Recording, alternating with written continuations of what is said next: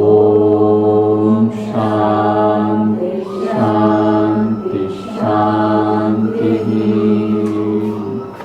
குரு பிரம்மா குரு விஷ்ணு குருதேவோ மகேஸ்வரः குரு சாட்சாத் பரபிரம்மா தஸ்மை ஸ்ரீ குரவே நமः. அண்ணாமலையாய் அடியேனை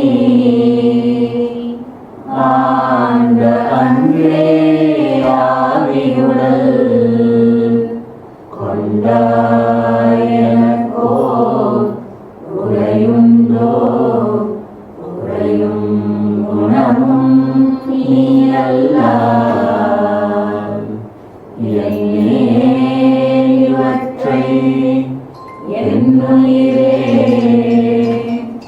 எண்ணம் எதுவோ அது செய்வாய் கண்ணே உந்தன் கடலினையில் கால பெருக்கே தருவானே.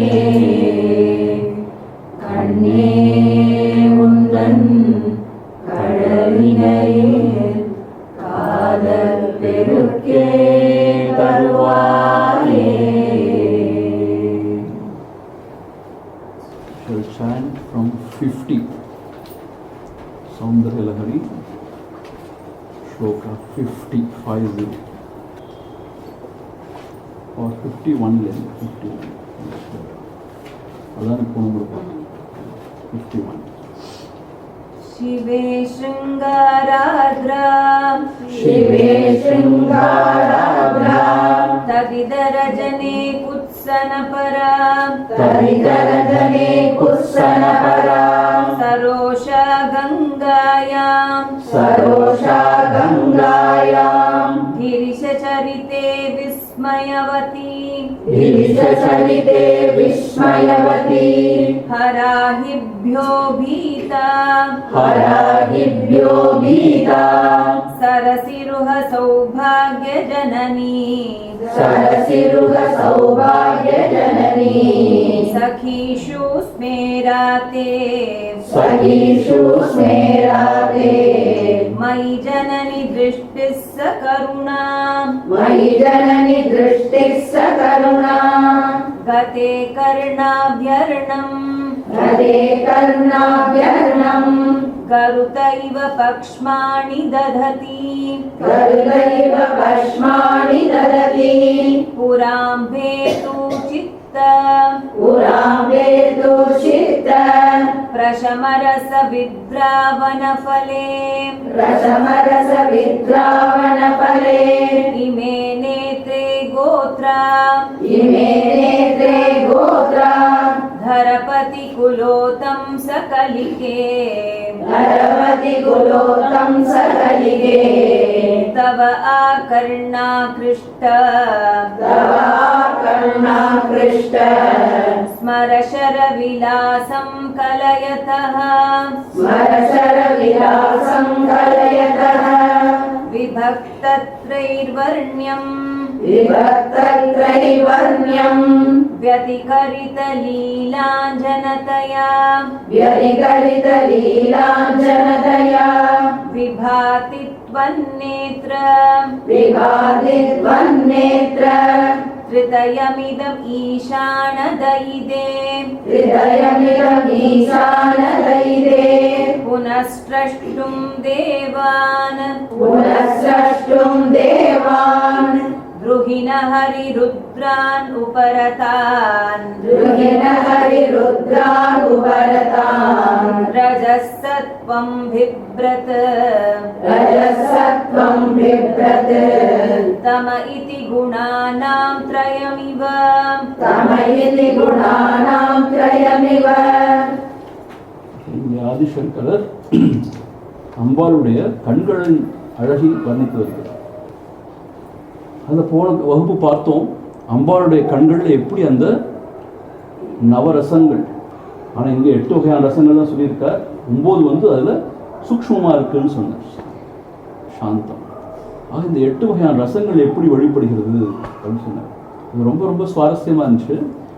இப்போ புதுசாக நிறைய பேர் வந்துருக்கிறதுனால அவங்களுடைய ஒரு ரசனைக்காக just I want to summarise. என்ன சொன்னார்னு கேட்டால், அம்பாளுடைய கண்களில் வந்து சிவபெருமானை பார்த்தா ஸ்ருங்கார அந்த ரசம் வெளிப்படுவார், காதல் உணர்வு. ஸோ அவள் வந்து பதிவிரத்தையாக இருக்கிறதுனால சிவபெருமான்கிட்ட மாத்திரம்தான் அப்படிப்பட்ட ஒரு உணர்வு அவர் கண்களில் வெளிப்படுது. அவரை தவிர வேறு ஆளுநர்கிட்ட அவர்கள் தன்னை நெருங்கினாள், அவளுக்கு என்ன சொல் குத்சனபரா, ஒரு அருவரு, அது ஒரு ரசம், அருவரு, அது கண்கள்லேயே தெரியுமா, அந்த மாதிரி ஒரு ரசம் வெளிப்படும். கோபம், யாரை பார்த்தா கோபம்? அந்த கங்கையை பார்த்தா கோபம். அது சிவபெருமான் தலையில தூக்கி வச்சு ஆடுறாரு இல்லையா? தான் இங்க இருக்கிறதுக்கு தனக்கு இடபாகத்தை கொடுத்துட்டு தலையில தூக்கி வச்சு ஆடுறாரேன்னு கங்கையை பார்த்து அவளுக்கு கண்களில் கோபரசம் ததும்பி அவள் பார்ப்பாள். எப்போ வந்து ஆச்சரியம் அப்படின்னு கேட்டா, அந்த ஈசனுடைய சரித்திரம், அவனுடைய லீலா வினோதங்களை எல்லாம் தெளிவெடுத்தான்னா ஆஹா அப்படின்னு ஒரு ஆச்சரியம் அவளுடைய கண்களில் ததும்புமா. பயம், அம்பாளுக்கு பயம் உண்டானா கிடையாது, இதெல்லாம் ஒரு லீலா வினோதம் தானே. எல்லா ஜீவர்களுடைய பயத்தை போக்குபவர்களுக்கு எப்படி பயம் இருக்க முடியும்? அம்பாளுக்கு பயம் இருக்க முடியாது. ஆனா இங்க ஒரு ரசத்துக்காக அப்படி சொல்லியிருக்காங்க. சிவபெருமானுடைய கழுத்துல இருக்கிற அந்த சர்ப்பம், பாம்பு, அதை பார்த்தா அவளுக்கு பயமும். சரசிருக சௌபாகிய ஜனனி அப்படின்னு கேட்டா, அவளுடைய கண்கள் தாமரை மலரோட சிறந்து இருக்கிறதுனால வீரரசத்தை காமிக்கிறார். இன்னும் அழகா இருக்கிறதுனால, சிறந்து இருக்கிறதுனால அது வீரரசத்தை காமிக்கிறது.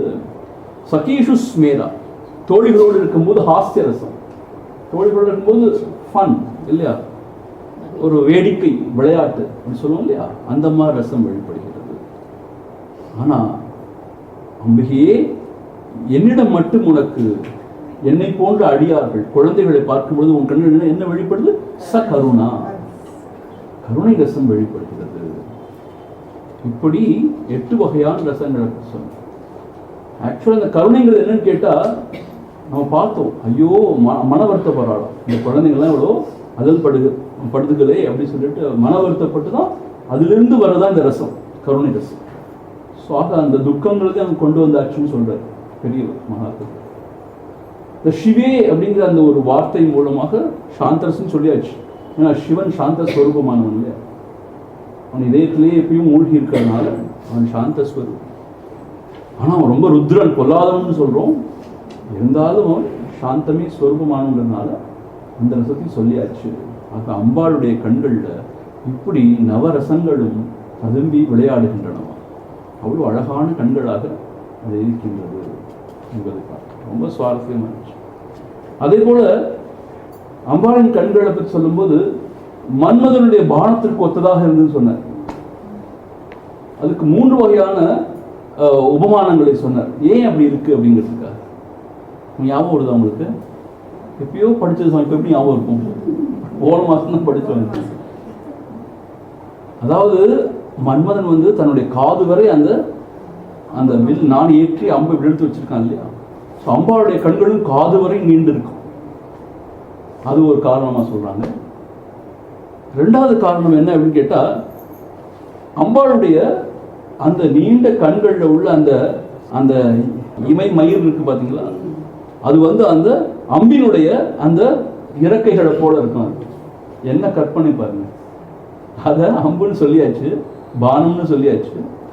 அப்போ அந்த பானத்துல அந்த அம்புல இருக்கிற அந்த ரெக்கைகள் வந்து அம்பாளுடைய அந்த இமை மயிர்களுக்கோட ஒப்பிடப்படும். 3வது காரணம் தான் ரொம்ப முக்கியமான காரணம். ஏன் மன்மதனுடைய பானம் போல இருக்குன்னு கேட்டா, மன்மதனுடைய பானம் எதற்காக பயன்பட்டது? சிவபெருமானுடைய அந்த தவத்தை குலைப்பதற்காக இல்லையா. இங்க என்ன சொல்லுங்க, சிவபெருமானுக்கு முப்புறம் எரித்தவர், தன்னுடைய நகைப்பினாலே முப்புறத்தை எரிச்சிட்டார். 3 அசுரர்கள் 3 கோட்டையில இருந்தாங்களாம், ரொம்ப அட்டூழியம் பண்ணிக்கணும்.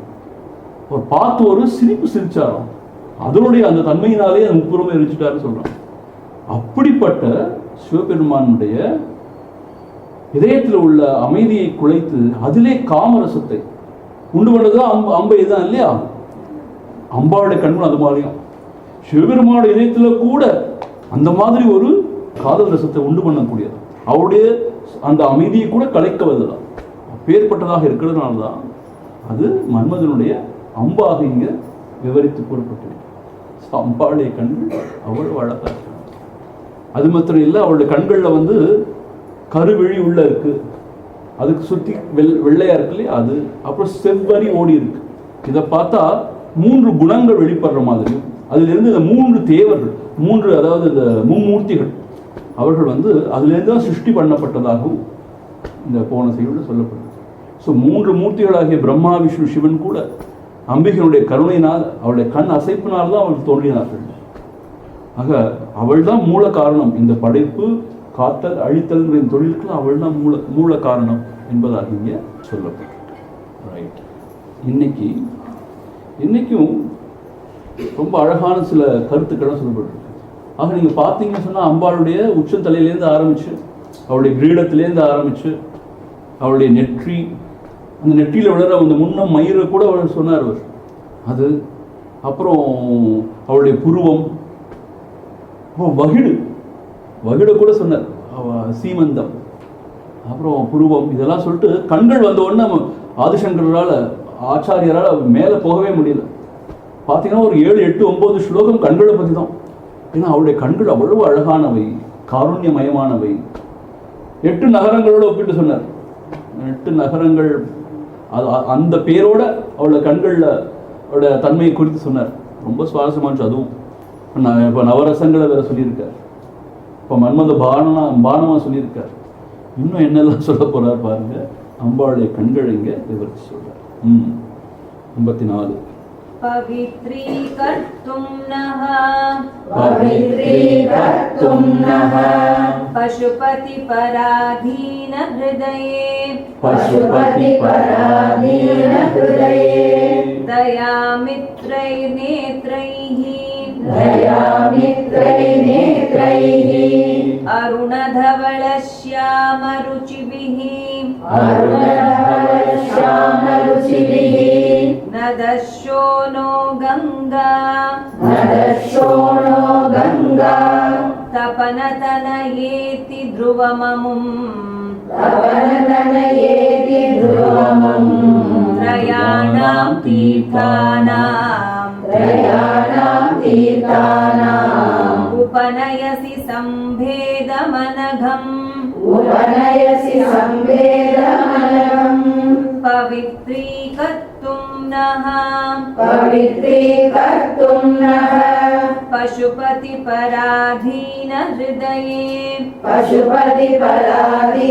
हृदये दयामित्रैर्नेत्रैः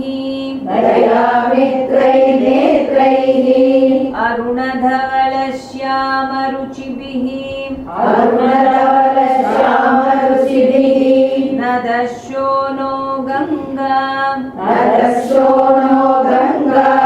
तपनतनयेति ध्रुवममुम्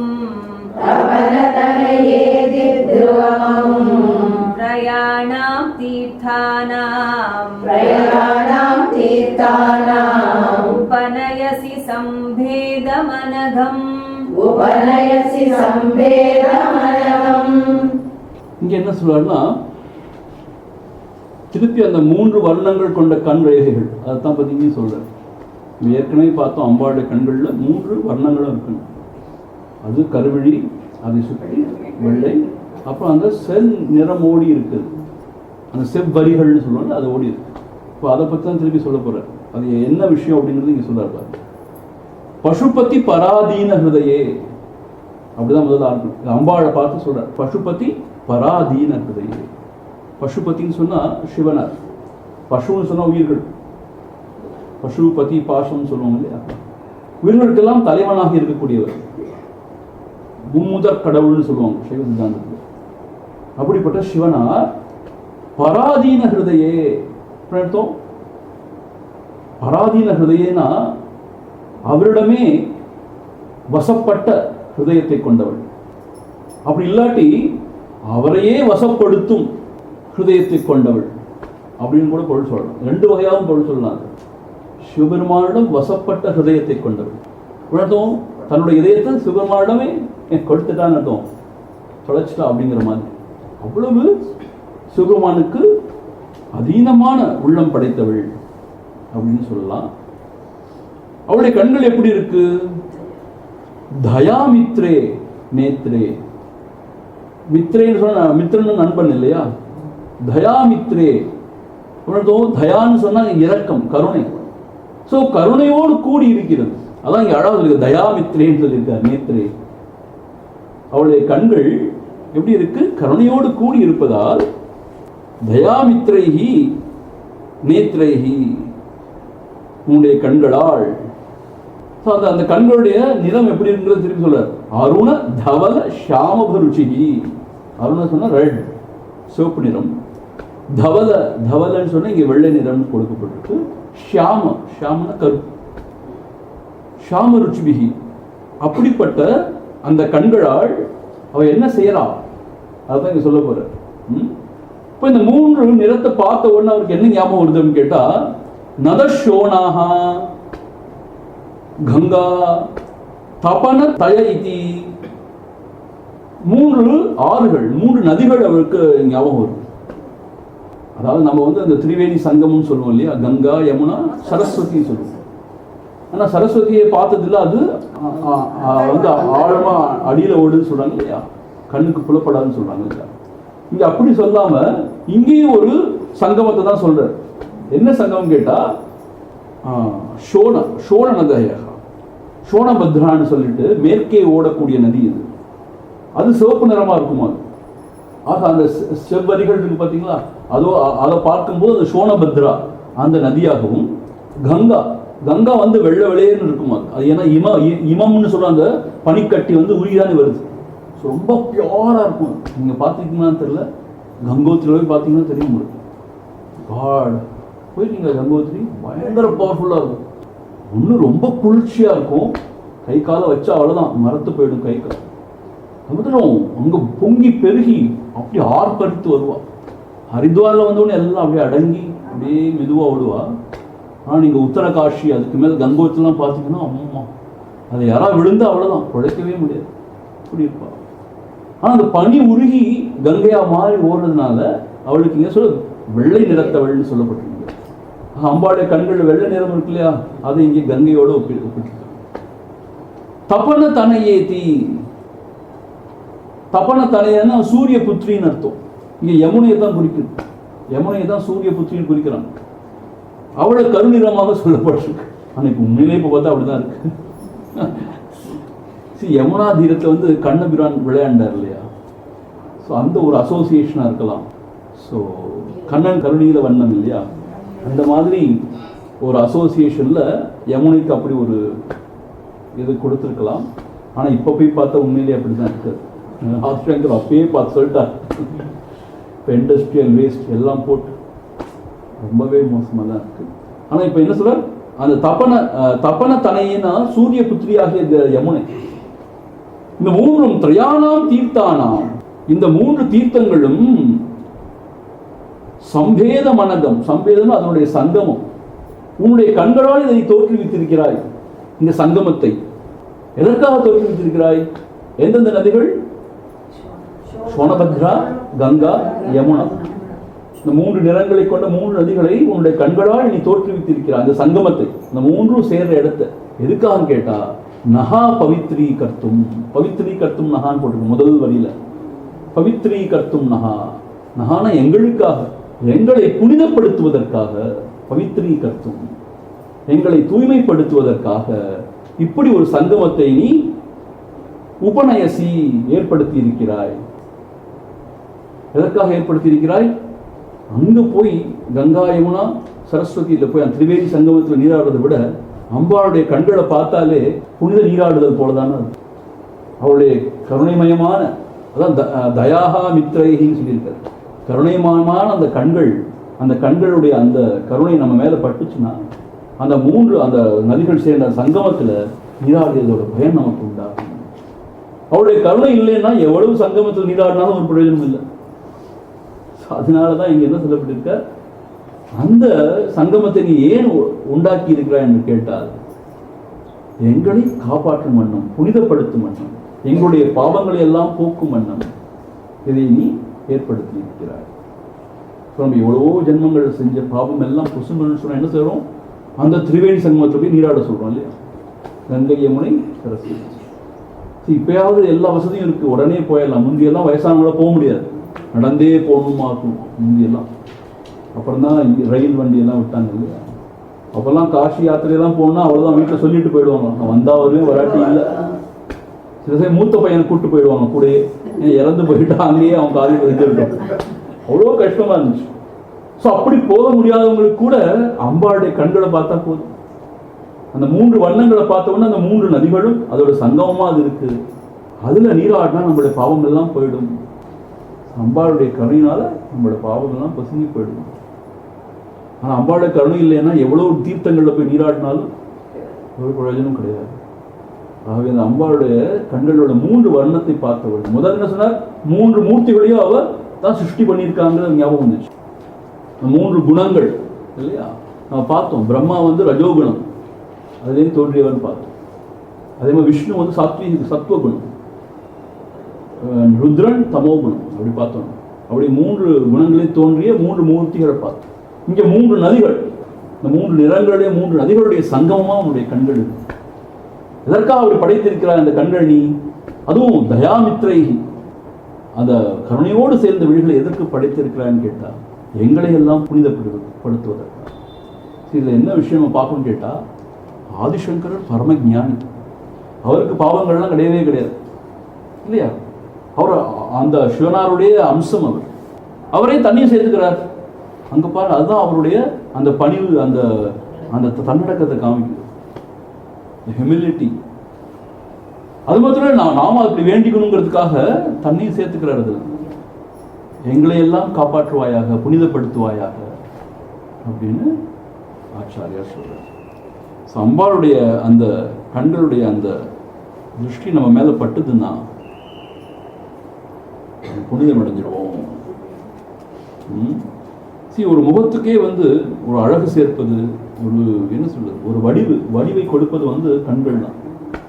உணர்ச்சிகளை வெளிப்படுத்துவது கண்கள் தான். கருணையை காண்பிப்பது, கோபத்தை காமிப்பது, இதெல்லாம் கண்கள் தான். ஸோ அம்பாளுடைய கண்களுக்கு அவ்வளோ விசேஷம். அதுவும் அவளோட கடைக்கண்கள் தான் விசேஷமா சொல்றாங்க. நேருக்கு நேரம் பார்த்தா நம்ம தான் எரிஞ்சு சாம்பிராயிடுவோம். அதனால ஓரமா இருந்து அவளோட கடைக்கண் பார்வை தான் படணுங்கிறாங்க. அதான் அவளுடைய கடை தேர்த்துங்கிறாங்க. ஆக அவளுடைய கண்களுக்கு அவ்வளவு விசேஷம்.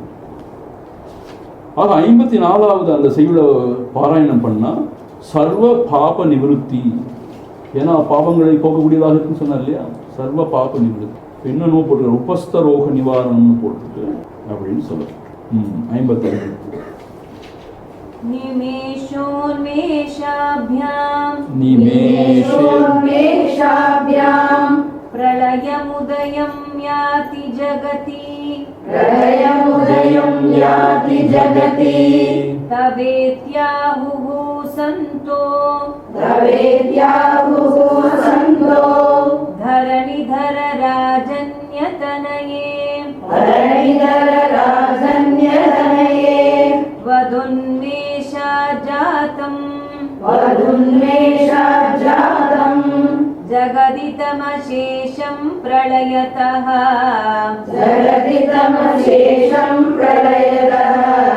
परित्रातुं शङ्के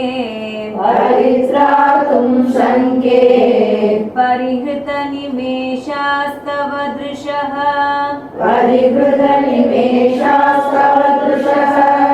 निमेषोन्मेषाभ्याम्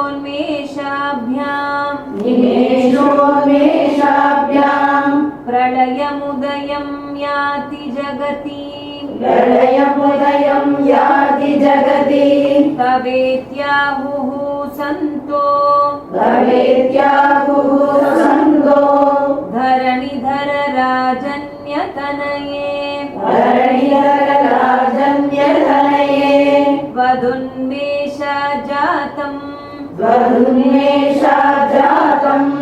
जगदितमशेषं प्रलयतः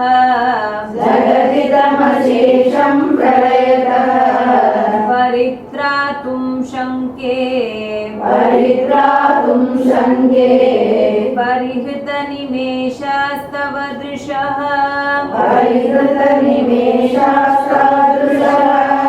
பொதுவாக புராணங்கள்லாம் சொல்லப்பட்டிருக்கு, தேவலோகத்தில் வாழும் இந்த தேவர்கள் அவருடைய கண்கள் வந்து இமைக்காதான்.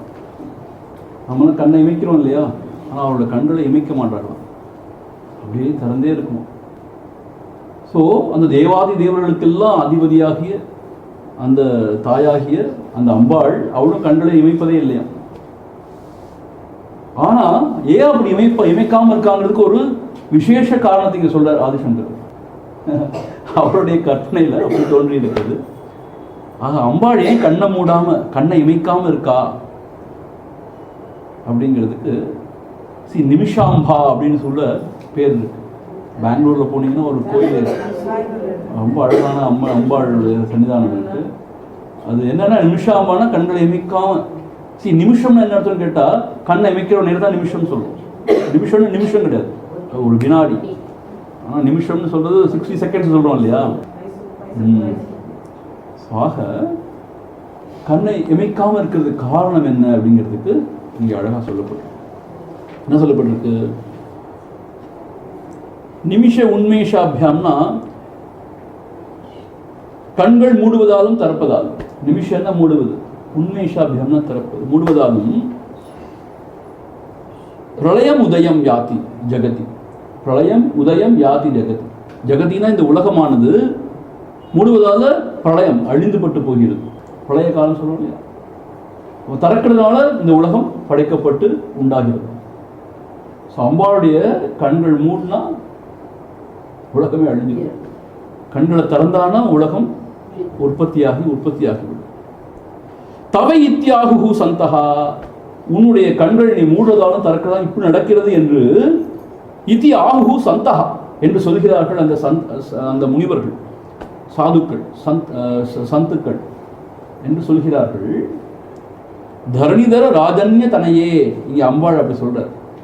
தரணிதர ராஜன்ய தனையன்னா ராஜகுமாரி, அவர் சாதாரண ராஜகுமாரி இல்லை, தரணிதர. தரணிதரனா பர்வதம்னு அர்த்தம். பர்வத ராஜகுமாரியே, தரணிதர, தரணினா பூமி, தரணிதர.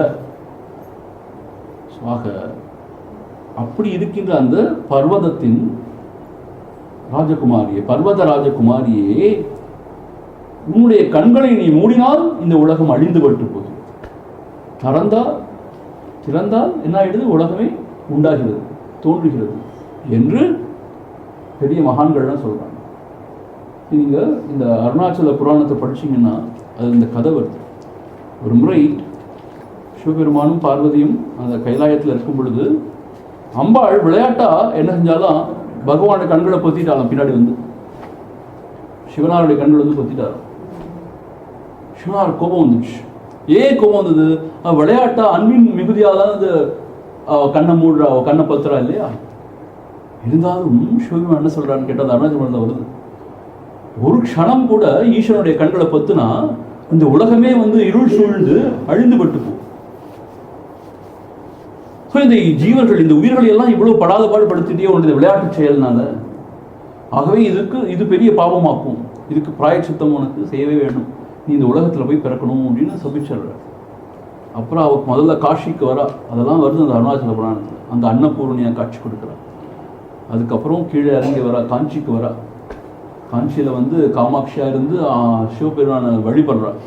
அந்த மண்ணாலேயே அந்த நதிக்கரையில்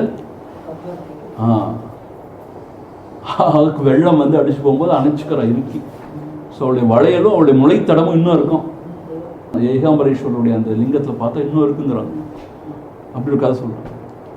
அப்புறம் அஷரீரி கேட்குது அவளுக்கு, இங்கே இருந்தால் பத்தாவது நீ அருணாச்சலம் போகலாம். அங்கே தவத்துக்கு ஏற்ற இடம் அருணாச்சலம் சொல்கிறாங்க. அப்புறம் அங்கே போய் தவம் செய்து மலையை வதம் வந்து இடபாகத்தை பெறார் அர்த்தநாரீஸ்வரா. அதை குறிப்பதாக தான் அங்கே கார்த்திகை தீபமே ஏற்றுறாங்க ஆக்சுவலாக. அப்படி அருணாச்சல புராணம் சொல்லுது. இது எதுக்கு சொல்கிறேன்னு கேட்டால், சிவபிரான கண்ணை பொத்துன உடனே இந்த லோகம்லாம் இருண்டு போயிடுமோ, அழிஞ்சு போயிடும்.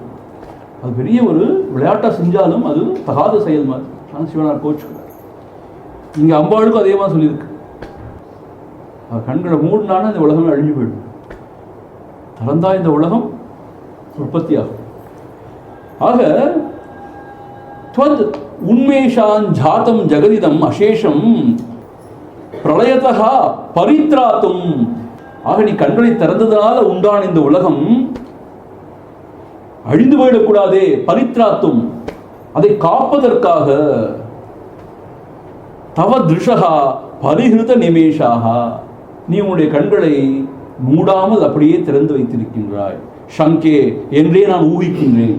இது சங்கே, சங்கே ஊகிக்கின்றேன் அப்படிதான் எனக்கு தோணுது அப்படிங்கிறார் சங்கரர்.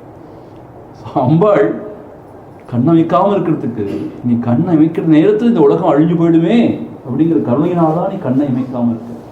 இந்த உலகத்தை காக்கும் பொருட்டு தான் நீ கண்ணை அமைக்காமல் இருக்க. நீ அதான் காஞ்சி பரமாச்சாரியர் இன்னும் கொஞ்சம் சொல்றார், அந்த ஒரு க்ஷணம் இந்த லோகத்தில் உள்ள தன்னுடைய குழந்தைகளுக்கெல்லாம் அந்த அருள் கிடைக்காம போயிடுமே,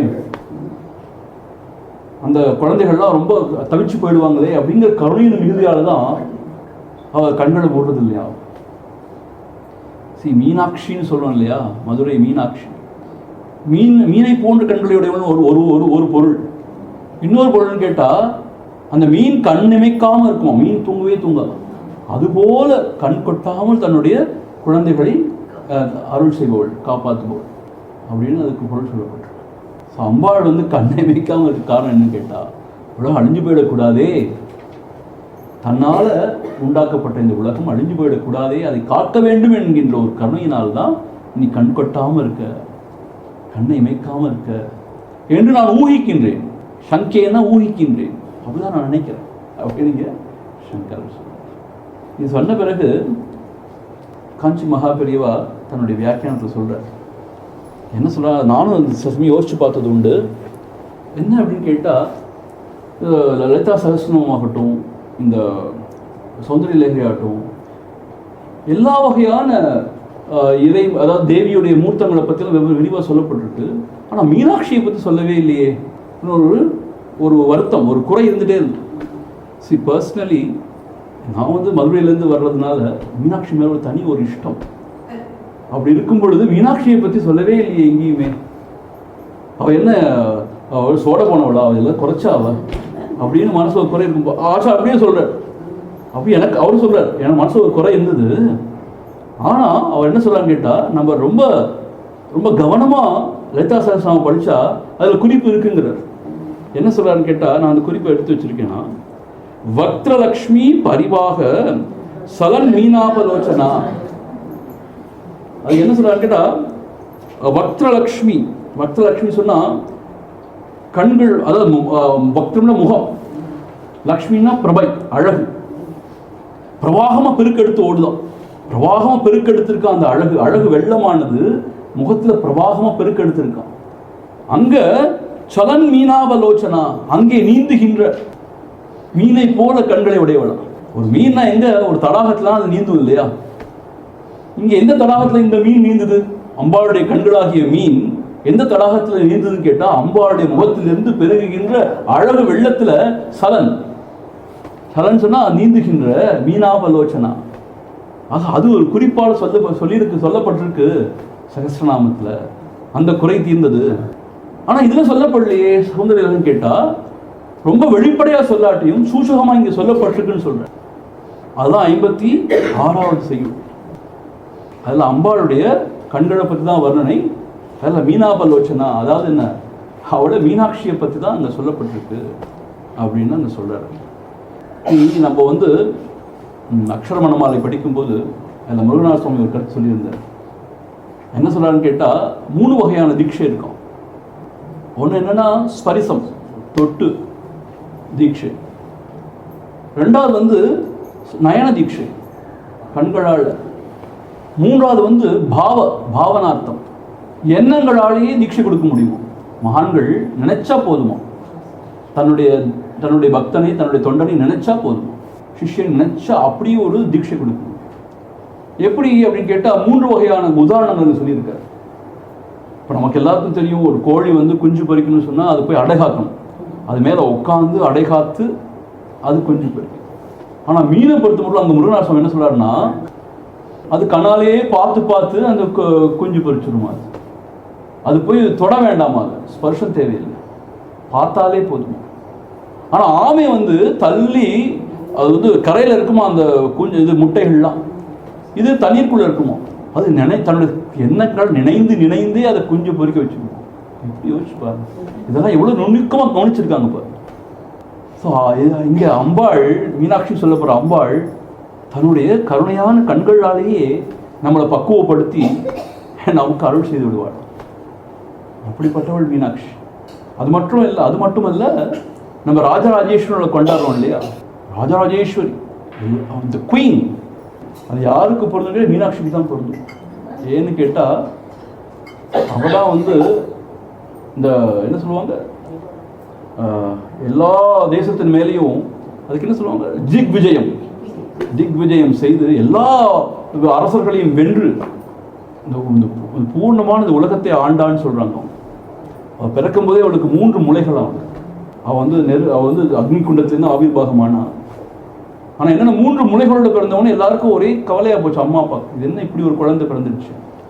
அப்போ ஒரு அசுரீரி கேட்டுதான், அவள் வந்து தன்னுடைய கணவனை முதல் காணும் பொழுது ஒரு முளை மறைந்து விடும்னு கேட்டு, ஸோ திக்விஜயம் செய்து எல்லா அரசர்களையும் வென்று போகும்போது, அந்த வடநாட்டுக்கு போகும்போது சிவபெருமான ஒரு அரசருக்கு வேடம் பூண்டு வரார். அவர் எதிர்க்கும் போது அவளை ஒரு முளை மறைஞ்சு போயிடும். ஸோ உடனே அவளுக்கு வெட்கம் வந்து தலை குனிஞ்சிடுறாள். அப்புறம் அவரை தான் வந்து சொக்கநாத பெருமானை கூட்டு வந்து திருமணம் நடக்கும். ரொம்ப விசேஷம். அப்படி சொக்கநாதர் இருந்தாலுமே அவர் சும்மா ஒரு பேச்சுக்கு தான் அங்கே சொக்கநாதர், அங்கே மீனாட்சியோட ராஜ்யம் தான், அங்கே மீனாட்சி தான் எல்லாம். அங்கே கோயிலுக்கு போனால் கூட ரொம்ப அநியாயம், மீனாட்சிக்கு அவ்வளோ கூட்டம் இருக்கும், உள்ளே நுழைய முடியாது. சொக்கநாதர் ஃப்ரீயாக இருப்பார், எப்போ வேணா போய் பார்த்துட்டு வரலாம்.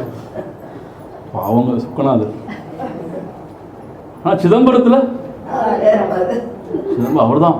அந்த அம்பாளோட கோயில் எங்கே இருக்குன்னு தெரிய மாட்டேங்குது, பின்னாடி எங்கே இருக்குன்னு சொல்கிறாங்க இல்லையா, ரொம்ப பின்னாடி எங்கேயோ இருக்கு, பின்னாடி வேற அந்த காம்பவுண்டுக்கு வெளியில் இருக்குன்னு நினைக்கிறேன், அதுக்குள்ளே தான் இருக்கா. அம்பாள் என்ன பேர், சிவகாமி. ஆனால் எல்லா கோயில்லையும் இருக்கார் இல்லையா, நடராஜ பெருமானோட சிவகாமி இருக்கா, அதோட மாணிக்கவாசகர் இருப்பாரோ, மாணிக்கவாசகர் இருப்பார் காரைக்கால். ஸோ ஆக மீனாட்சி அவள் தான் வந்து உண்மையிலேயே ராஜராஜேஸ்வரி, கோல வச்சு கொண்டு அங்கே இருக்கா அப்படிங்கிற மாதிரி. ஸோ அவளை ஞாபகப்படுத்துகிற மாதிரி இங்கே ஒரு செய்யுள் சொல்லப்பட்டிருக்கு. இதுவும் ரொம்ப அழகான செய்யுள். ஆனால் சில சமயம் இந்த செய்யுளுடைய 3வது 4வது வரிகளை படித்தா என்ன சொல்கிறாருன்னே புரிய வர மாட்டேங்குது. அன்ஃபார்ச்சுனேட்லி மகாபெரியவர் இதுக்கு பெருசாக வியாக்கியானம் பண்ணல, கொஞ்சம் பண்ணிட்டு விட்டுறார். அதுக்கப்புறம் நிறைய கமெண்ட்ரிஸ் அவைலபிள், லக்ஷ்மி தரர் அது இது நிறைய கமெண்ட்ரிஸ் அவைலபிள். அதெல்லாம் படித்து பார்த்தா இன்னும் குழப்பம் அதிகமாகுது, இல்லை குறையிற மாதிரி காணும். ஆனால் பார்ப்போம் அது என்னன்னு சொல்லிட்டு பார்ப்போம். तवा पर्णे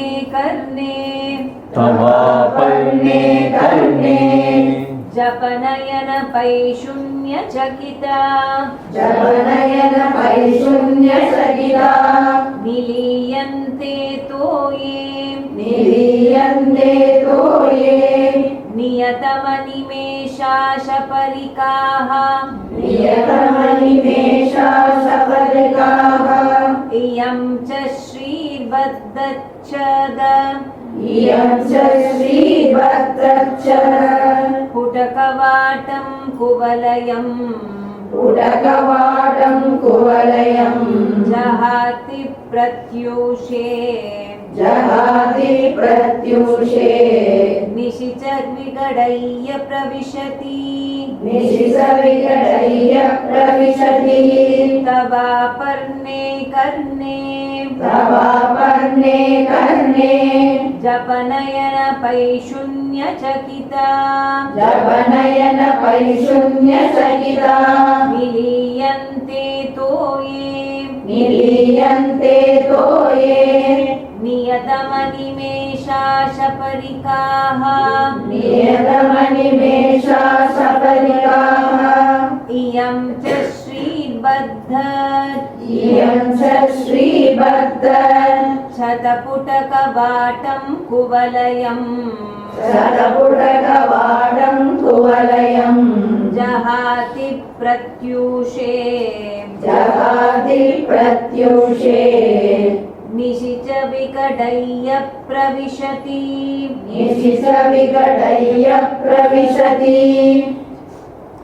இங்கே அபர்ணே அப்படின்னு அம்பாள் சொல்ற. அபர்ணான்னு சொன்னா இலையை கூட புசிக்காமல் தவம் செய்தவளும். பர்ணம்னு சொன்னா இலைன்னு அர்த்தம். அபர்ணா அப்படின்னு சொன்னா அந்த காலத்துல மகான்கள் ரிஷிகள்லாம் தவம் செய்யும் பொழுது மரத்திலேருந்து உதிர்ந்த இலைகளை தான் சாப்பிட்டு உயிர் வாழ்வாங்க. கனிகளை கூட பறித்து சாப்பிட மாட்டாங்க.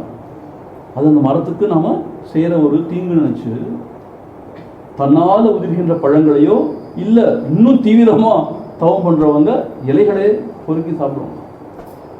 ஆனா அவ அந்த மலையத்துவஜன் மகளா பிறக்கும் பொழுது சிவபெருமானை அடையணும்னு சொல்லிட்டு அவ தவம் செய்த போது அந்த இலைகளை கூட உண்ணவில்லையா.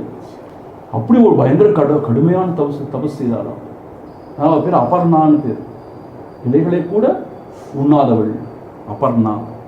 நமக்கு ஏன் பேர் வைக்கணும்னு தெரியாம பேர் வைக்கிறோம். ஆனால் இதெல்லாம் அருமையான பேர். இங்க இன்னொரு பொருள் அது சொல்லப்பட்டிருக்கு. ருணம்னு சொன்னா கடன் அர்த்தம். கடன் பட்ட கடன் சொல்ற கடன் பட்டிருக்கோம் சொல்ற கடன். அபர்ணான யாரிடமும் எதற்காகவும் கடன் படாதவள்.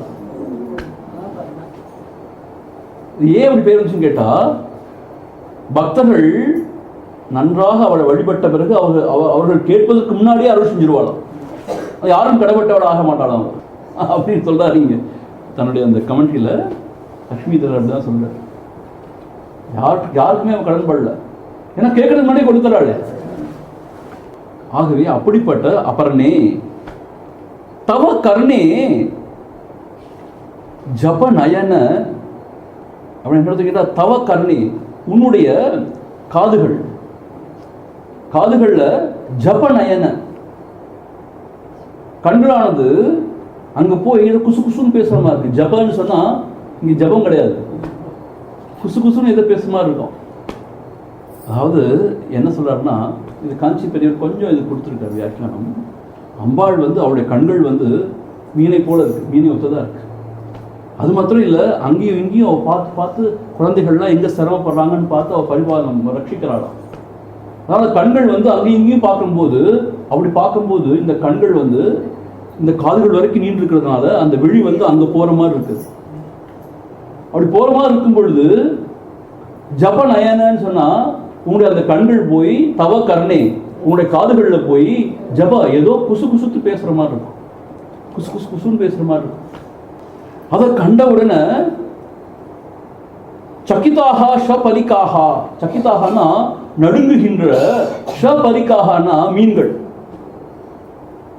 பைஷுன்ய ஏன் நடுங்குகின்றன? இந்த அம்பாளுடைய கண்கள் அம்பாளுடைய காதுல போய் தன்னை பற்றி ஏதோ கோள் சொல்கின்றன. பைஷுன்யம்னா கோள் சொல்றது, ஏதோ கோள் சொல்கின்றன என்று நடுங்கி. ஏன் கோள் சொல்லணும் அப்படின்னு கேட்டா அம்பாளுடைய கண்கள் மீன் போல ரொம்ப அழகா இருக்கு, மீனை ஒத்ததா இருக்கு வடிவத்திலையும் சரி. அந்த நீந்திர தன்மையிலையும் அங்கும் இங்கும் பார்க்கறதுனால அந்த அம்பாவுடைய முகப்பிரவாகத்துல நீந்திர கண்கள் சொன்னார் இல்லையா, மீனாபலோச்சனான்னு சொல்லிட்டு, தாங்களும் அந்த தடாகத்தை நீந்திர மாதிரி தங்களுடைய மூவ்மெண்ட்லையும் அந்த மீனை ஒத்து இருக்கு. ஸோ அந்த மீன்கள் போய் அம்பாவுடைய காதுகளில் போய் குசு குசு என்ன சொல்லி என்ன கோல் மூட்டுகின்றனவாம், இதோ பாருங்கள் அந்த மீன்கள்லாம் உங்களுடைய கண்களை விட நாங்கள் அழகா இருக்கோம் அப்படிங்கிற மாதிரி கர்வம் கொண்டு இருக்கின்றன பாருங்கள் அப்படின்னு போய் கோல் மூட்டி விடுகிறதா. ஸோ அம்பாள்கிட்ட இது மாதிரி சொன்ன உடனே அம்பாளுக்கு கோவம் வந்துடும் இல்லையா, கோவம் தான் நான் என்ன செய்யறது அப்படின்னு பயந்து ஷபரிக்காக பெண் மீன்கள் தான் அங்கே போட்டுருக்காங்க. ஏன் அப்படி போட்டுருக்காருன்னு தெரியாது. இந்த கோல் மூட்டு வந்தவங்க ஏன் பெண்களை பற்றி பேசுறாங்க, ரொம்ப அநியாயம் ஆதிசங்கர் செய்யறது. ஷபரிக்காகனா அந்த பெண்மீன்கள் என்ன செய்கின்றனவாம், அனிமேஷாக கண்ணை இமைக்காமல், அம்பாளுடைய கண்ணை இமைக்கிறது இல்லை, மீனும் கண்ணை இமைக்காது, அதுலயும் ஒத்து இருக்கு பாருங்க. ஆனா இங்க ஏன் கண்ணை இமைக்காமல் வேற காரணம் சொல்றாருங்க. கண்ணை இமைக்காமல் தோயே நிலியந்தே, தோயே நிலியந்தனா அந்த தண்ணீருக்கு உள்ள போய் மறைஞ்சு அடியில போய் மறைஞ்சு கொண்டு விடுகின்றனவா. ஏன் அம்பாள் தன் மீது ஏதாவது தண்டனை கொடுத்துருவாளோ, கோள் சொல்லியாச்சு அந்த மீன்கள் போய் அம்பாள் கோவம் தன்னை தண்டித்து விடுவாளோன்னு சொல்லிட்டு அந்த மீன்கள் போய் நீருக்கு அடியில் போய் ஒளிந்து கொண்டனவாம். ஏன் கண்களை திறந்திருக்கு, கடலுக்காடு அந்த தண்ணீருக்கு அடியிலும் தன்னை தண்டிச்சிருவாளோன்னு பார்த்து கொண்டே இருக்கான், கண் அமைக்காம. நியத்தம் என்றே நான் நிச்சயமாக கருதுகிறேன். பாருங்க, மீன்களை போல கண்களை உடையவள், ஆனா அவளுடைய கண்கள் அந்த மீனை காட்டிலும் ரொம்ப அழகா இருக்குன்னு சொல்றதுக்கு பதிலாக சொல்றதுக்காக என்ன சொல்றாருன்னா, இந்த மீன்கள்லாம் பயப்படுதான். அது மட்டும் இல்ல, அவள் கண்களும் அவன் இமைக்கிறது இல்லை, மீனும் கண்ணை இமைக்கிறது இல்லை. இந்த ஒத்த இந்த குணங்கள் எல்லாம் பார்த்து பார் இந்த மீன்கள் உங்களுடைய கண்களை விட அழகாக இருக்கின்றன என்று நினைத்துக் கொள்கின்றன, கர்வம் கொள்கின்றன அப்படின்னு போய் கோள் சொல்றான். அந்த கண்கள் சொல்கின்றனவா அம்பாளுடைய கண்கள். அதுக்காக பயந்து நடுங்கி இந்த மீனானது ஆக்சுவலா இவர் காஞ்சி பெரியவர் இன்னொரு கருத்து சொல்றார். மீனாட்சி ஆழ்கின்ற அந்த மதுரை பட்டணத்தில் இருக்கிற பொற்றாமரை குளத்துல மீன்களே கிடையாது. ஸோ அதனாலதான் அந்த மீன்கள் தலை தூக்காம இருக்கோ அப்படின்னு பெரியவர் சொல்ற. இப்ப என்ன செய்யறாங்களோ தெரியல. இப்ப எல்லாத்தையும் என்ன செஞ்சாங்கன்னா, அதெல்லாம் அந்த ஊற்றை எல்லாம் அடைச்சு பாருங்க பண்ற அந்த வக்கரத்தை நான் அழகுபடுத்துறது, ஊற்றை அடைச்சு அதில் கான்கிரீட்லாம் போட்டு வெளியிலேருந்து வர தண்ணி அதில் பாய்ச்சி அப்புறம் அதை பியூரிஃபை பண்ணி நல்லதுதான். ஆனால் இதெல்லாம் செய்யறது அது இயற்கை தன்மையே எடுத்து அதெல்லாம் செஞ்சு வச்சுருக்காங்க. இப்போ மீன் இருக்கான்னு நமக்கு தெரியாது, முந்தி அப்படி இருந்திருக்குமா, இப்போ மீன் இருக்கலாம், அந்த தண்ணியிலேருந்து ஓடி வந்துடலாமா, யாருக்கு தெரியும். ஆக இதனால தான் மீன்கள்லாம் கீழே ஆக்சுவலாக மீன்கள் ஏன் தண்ணீருக்கு அடியில் போய் வாழணும் அப்படிங்கிறதுக்கு இது ஒரு காரணமாக சொல்கிறேன். ஏன்னா அம்பாளுடைய கண்களாகிய மீன்கள், காது வரைக்கும் நீண்டு இருக்கிற அந்த கண்கள், அது போய் குசு குசுன்னு தன்னை பற்றி கோள் மூட்டுகின்றனவோ என்று அஞ்சி இந்த மீன்களானவை அஞ்சி நடுங்கி அந்த நீருக்கு உள்ளே கண்ணை கொட்டாமல் ஏன் உள்ள ஒழிந்து கொண்டிருக்கின்றன, அம்பாள் அங்கேயும் தன்னை தண்டிச்சிருவாளோ அப்படின்னு சொல்லிட்டு பயந்து போய் அது கண் கொட்டாமல் பார்த்துட்டு. ஒரு கற்பனைக்கு அளவு வேண்டாமா? சரி, அம்பாளுடைய கண்கள் மீன் போல அழகா இருக்குன்னு சொன்னா அது ஒரு விஷயம். அதுவும் இமைக்காம இருக்கு, மீனும் இமைக்காம இருக்கு, அப்படி பக்தர்களை ரட்சிக்கிறாங்கிறது இன்னொரு விஷயம். அதை சொல்றதுக்கு இந்த மீன்கள்லாம் பயந்து நடுங்கி எங்க அந்த அம்பாளுடைய கண்களாக்கிய மீன்கள் காது வரைக்கும் நீண்டு இருக்கிறதுனால காதுல போய் கோள் சொல்கின்றனவோ, அம்பாள் தன்னை தண்டித்து விடுவாளோ என்பதாக இந்த மீன்கள் எல்லாம், அதுவும் பெண் மீன்கள் அஞ்சி நடுங்கி உள்ளே போய் நீருக்கு அடியிலே ஒழிந்து கொண்டிருக்கின்றன. தோயேனா நீர், நிலியந்தே நீருக்கு அடியில் போய் ஒழிந்து கொண்டிருக்கின்றன. ஸோ ஒன்று சொல்லியாச்சு, மீன்களை ஒத்த கண்கள், மீனுடைய அழகை விட அதை வெல்லும் கண்கள் சொல்லியாச்சு. இன்னொரு விஷயம் என்னன்னு கேட்டா, இந்த குவளை மலர் அல்லின்னு சொல்லுவாங்க, அதான் குவளைன்னு சொல்றாங்க சொல்லி திரும்ப திரும்ப அதில் சொல்லப்பட்டிருக்கு. இந்த இதில் கமெண்ட்ரிஸ்ல என்ன சொல்றாங்க, அல்லின்னு சொல்லப்பட்டிருக்கு. இங்கே குவளையும் ரொம்ப செந்தமிழ் சொல்லி அது அல்லின்னு சொல்லப்பட்டிருக்கு. அதை காட்டிலும் இன்னும் அழகான கண்கள்ங்கிறது எப்படி எடுத்து சொல்றது? அதுக்கும் என்னென்னமோ சொல்லி சொல்றாரு. அது பாப்பா என்ன சொல்றான்னு கேட்டா, இயம் ச ஸ்ரீஹி அப்படின்னா ரெண்டு வகையா பொருள் சொல்றாங்க. ஆனா இந்த கடைசி ரெண்டு வரைக்கும் எனக்கு அர்த்தம் இன்னும் எனக்கு சரியா விளங்கலதான், தெரிஞ்ச வரைக்கும் உங்களுக்கு சொல்றேன். நான் இயம் ச ஸ்ரீஹி, ஸ்ரீஹின்னா லக்ஷ்மின்னு அர்த்தம் இல்லையா? இன்னொரு பொருள் என்ன சொல்லப்பட்டிருக்குன்னா, கண்கள் இருக்கிற அந்த ஒளி பிரபை, ஒரு பிரகாசம் இருக்கு இல்லையா, அதை கூட ஸ்ரீஹின்னு சொல்லலாம் அப்படின்னு சொல்லப்பட்டிருக்கு. ஆனா இங்க லக்ஷ்மினே நம்ம வச்சுப்போமே. இயம் ச ஸ்ரீஹி, இந்த லக்ஷ்மியானவள் கூட பிரத்யூஷே, அதிகாலையில, பிரத்யூஷன் அதிகாலை, உஷான்னு சொல்லுவாங்க தெரியுமா? உஷான்னா ரொம்ப உஷக்காலம், பிரத்யூஷன் அதுக்கு முன்னாடி, ரொம்ப முன்னாடி. பிரத்யூஷே பத்தஷ்சதபுடக வாட்டம் குவலயம் ஜஹாதி. என்ன சொன்னா, இந்த குவலய மலர் அல்லது அல்லி மலர் சொன்னா இல்லையா, அது இதழ்களை மூடிக்கொண்டிருக்கு.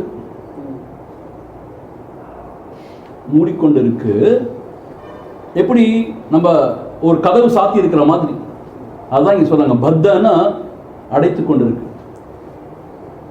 சதபுடக்க வாட்டம்னு சொன்னா எப்படி ஒரு கதவு சாத்தி இருக்குமோ அது போல இதழ்கள் குவிந்து சாத்தி இருக்கான்.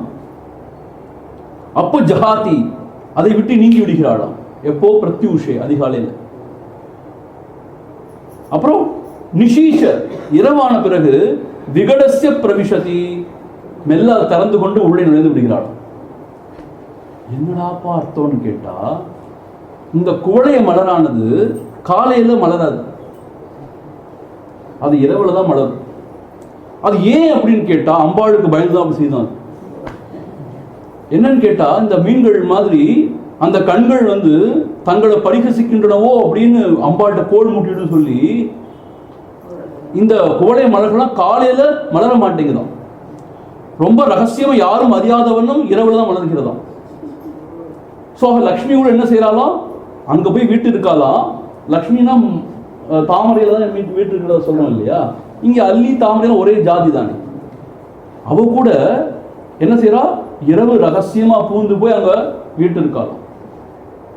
அது மூடி இருக்கும்போது அது திறந்த உடனே வெளில போய், ஏன்னா அது திறந்து இருக்கிறத பார்த்தாச்சுன்னா அவளுக்கும் வந்துடுமே. ஸோ ஆகவே இரவுல மலர்ற அந்த அல்லிக்கு என்ன காரணம் சொல்றாருன்னா, அப்படி அந்த கண்கள் போய் கோல் மூட்டி அம்பாள்கிட்ட அம்பாள் கோச்சுப்பாலும் சொல்லிட்டு தான் யாரும் காண்ற மாதிரி அது மலர்றது இல்லையா, யாரும் அறியாதவன்னு இரவுல ரகசியமா மலர்ந்து விடுகிறதா. அப்படி இரவில் மலர்கிறதுன்னு சொல்றதுக்காக என்ன சொல்லப்படுது, இந்த அம்பாள் கூட இந்த லக்ஷ்மி கூட இரவில போய் அது மலர்றதுக்கு முன்னாடியே போய் அதை திறந்து போய் உட்காந்துக்கிறாள். கால ஆச்சுன்னா மூட போதில்லை, மூடிடும் இல்லையா. ஸோ அது மூடுறதுக்கு முன்னாடியே அப்படியே நேசா இருந்து ஓடி போயிடலாம்.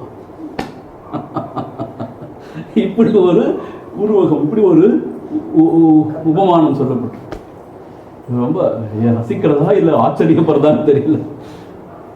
ஆக என்ன இங்க விஷயம்னு கேட்டா, மீன்கள் அஞ்சு நடுங்கி அந்த நீருக்குள்ள கண்ணை இமைக்காம உள்ள மூழ்கி விழி ஆழ்ந்து இருக்கின்றன. அது இயற்கையா இருக்கிற விஷயத்த, அது காரணம் என்னன்னு கேட்டா, இந்த கண்கள் போய் கோல் முட்டிடுமோ, அம்பாளுடைய கண் கோல் முட்டிடுமோன்னு அப்படி அடியில போய் உட்காந்துருக்கு.